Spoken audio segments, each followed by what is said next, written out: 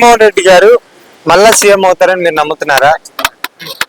ఖచ్చితంగా నమ్ముతున్నాం. ఎందుకు సార్ అంత అంత నమ్మకం? ఆయన చెప్పినవే చేస్తాడు కాబట్టి, ఆయన జనాలకు ఏదైనా ఉపయోగపడిందే చేస్తాడు కాబట్టి. వైఎస్ఆర్సీపీ పార్టీ గురించి ఏం చెప్తారు మీరు?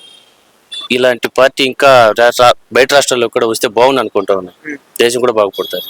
అంటే ఇప్పుడు చాలా మంది ఒక ప్రశ్న వేస్తున్నారు, ఎమ్మెల్యేలే లేరు 11 మందే ఉన్నారు అసెంబ్లీలో అని చాలా మంది నెగిటివ్ చేస్తున్నారు, వాళ్ళకి ఏం చెప్తారు? అది కూటమి చేసిందే తప్పుడు ప్రచారం చేసింది అంటే వేరే.